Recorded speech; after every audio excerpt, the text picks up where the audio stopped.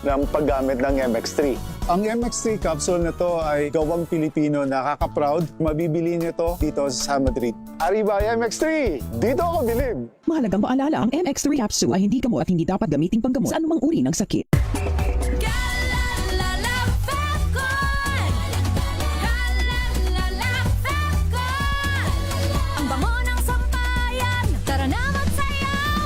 Falcon, amoy nakaka-joyful.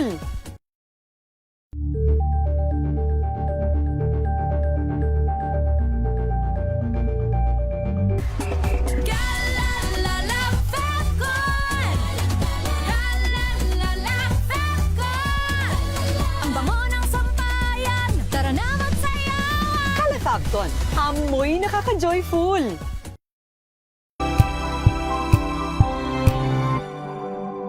Tambalang Anthony Taberna at Jerry Baha ang gigising sa inyong umaga dahil lalatay ang humahagupit na diskusyon at komentaryo Lunes hanggang Biyernes sa 2x2.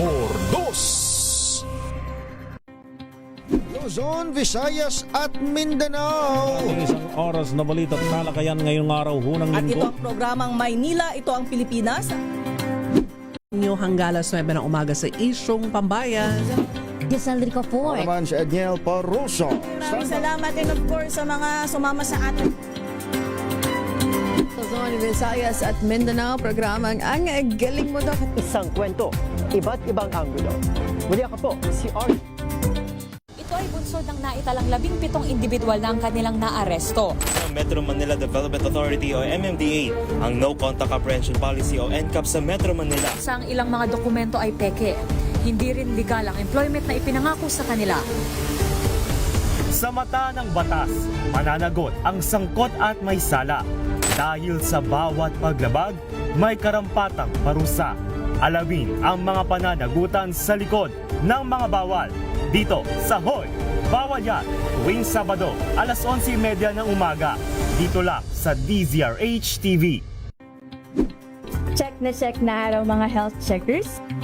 Ang mabuting balita ng ating Panginoon. Kasama pa rin ang ating mga eksperto. Ito po ang inyong balerina ng bayan, si Lisa Makuhay Lizalde. Ito po ang Radyo Henyo sa DZRH. Una po ng isang magandang hapon.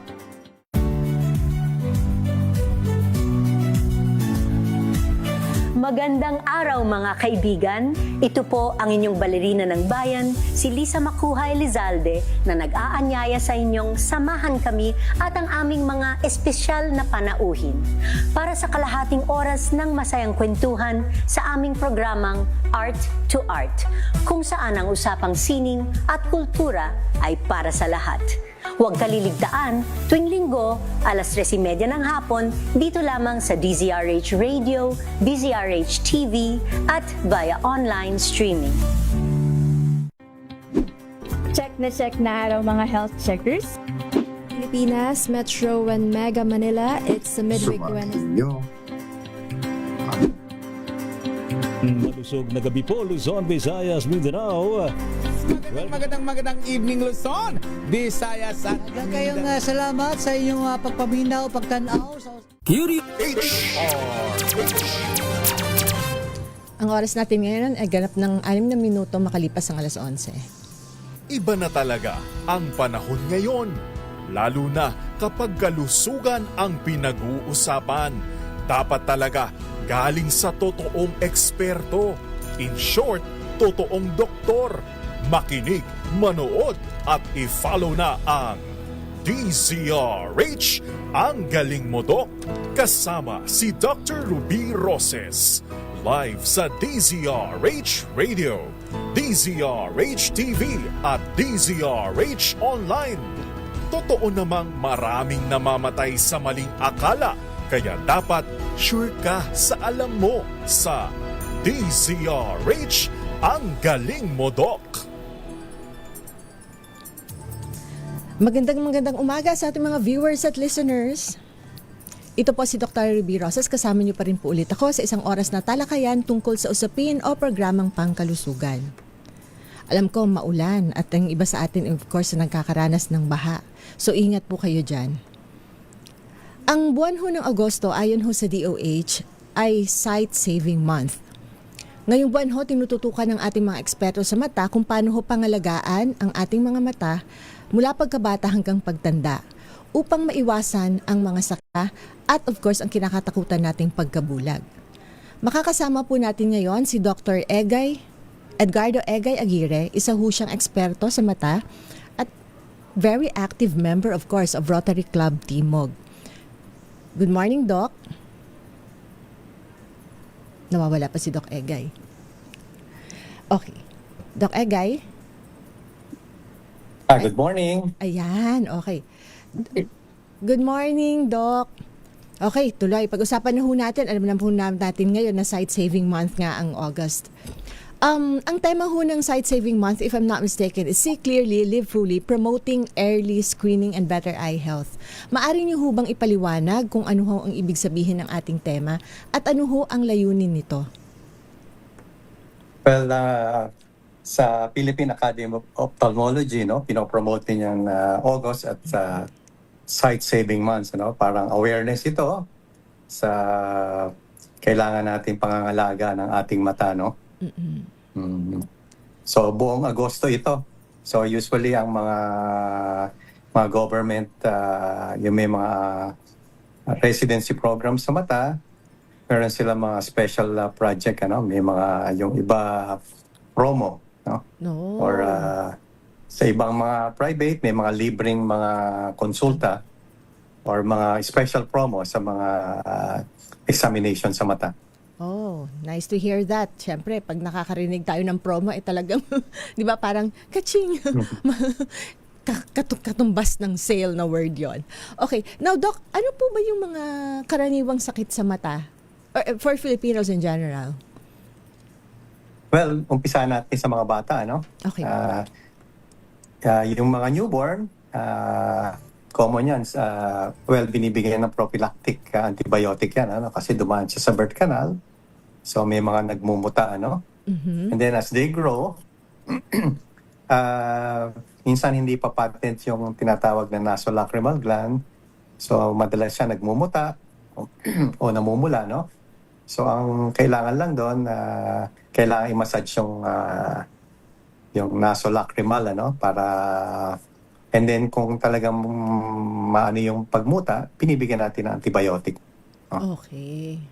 So Ayan. in newborn, isa karaniwang sakit na na-encounter sa mata is pagmumuta. Is it infectious or hindi naman po? Namumula. Namumula. Okay. Pagkalabas sa birth canal, siyempre meron na expose yung mata sa sa mga fluids. So pwedeng although routine naman yan, binibigyan sila ng antibiotic para panlaban doon sa infection. But eventually, later on, habang lumalaki sila, pwede rin magka-infection uli. Or since hindi pa patent yung kanilang kanal, yung tinatawag na nasolacrimal duct. So, pwede silang magmuta or mag-infection. Okay. Itong nasolacrimal duct po, ito po yung daluyan, mula sa yung luha. Okay, luha. Okay. Papapunta sa ilong. Yes. Okay. Tapos and then sa throat natin. Okay po. Maliban po dun sa of course sa mga bata na common kamo po itong of course exposure dito sa mga mikrobyo. Ano pa po ba yung mga ibang karaniwang sakit ng Pilipino pagdating po sa mata? Well, paghabang palaki na sila, common dyan yung mga ocular allergy, mga namumula, nangangati, Yan. And then, ideally, bago pumasok sana ang bata sa eskwela, at least papacheck sila sa optometrist or ophthalmologist para ma-check ang grado, Para kadalasan yung mga batang pwedeng pag hindi na-check ang grado, mahinang ulo or yung pala malabo lang ang mata. So, ideally, mas maganda kung ma-check sila ng ophthalmologist or optometrist para ma-check ang grado sila bago magpumasok sa eskwela, Kasi medyo marami ho ba yung kaso na minsan na meron talagang yung malabo ang mata, school age or preschool? Well, meron talagang maraming karamihan may grado, pero may yung iba, pag masyado mataas, o kung mataas yung astigmatism, kailangan magsalamin para ma-improve, no? So, importante yan. At the same time, yung mga bata, pagka napansin ng magulang yung, at young age, pag tinatawag hindi sumusunod, yan, kailangan na makita agad, ano? Pag tinatawag mo yung bata at hindi sumusunod, hindi pinapalo yung sound, or yung ikaw pag tinatawag, kailangan makita agad ng doktor, ano? At yung pang mga, pag may napansin silang ang bata duling o banlag, hindi align yung mata, kailangan sila agad makita ng ophthalmologist. Itong pagkaduling po at pagkabanlag is madali naman po siyang ma-address or ma-treat? Depende. Meron tayong mga yung subspecialty ng mga pediatric ophthalmologists, ano? So sila yung kung kailangan operahan, usually kinukuha muna yung grado nila, no? So kung mataas ang grado, pwede magsalamin muna, no? But kung yung pagkabanlag o duling are fixed, kailangan yan importanteng ma-address agad para ma-prevent yung tinatawag nating amblyopia or yung lazy eye. So kailangan nito at least before 7 years old, ayun, ma-address na yung problema para ma-avoid yung tinatawag nating lazy eye. Okay. May katanungan po dito coming from Romel Pacle Kaya. Pinag-uusapan na rin po natin itong grado sa mata. Dok, totoo po bang kapag may grado na ang mata ay hindi na ito bababa at sa halip ay pataas na lang ito? Normally, bata farsighted o hyperopia, no? So habang lumalaki yan, bumababa.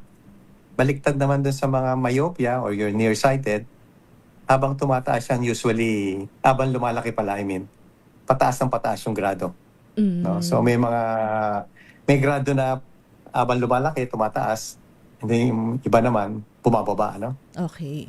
So it's the myopia, nearsighted po, pataas. Pataas. Pero yung farsighted, myopia or nearsighted, yung farsighted, siya, no? siya yung bumababa. Okay. Habang lumalaki, bumababa siya, no? In general, ano? Okay po. Now, Doc, aside dito sa, of course, errors of refraction or yung problema ho sa grado, ano pa po ba yung mga ibang sakit na i-encounter natin malimit? Well, yung common, yung mga conjunctivitis, especially may mga seasonal, yung sore eyes, no? Mamumula, yung viral conjunctivitis actually, contagious yan, ano? Kaya minsan may parang epidemic. Opo.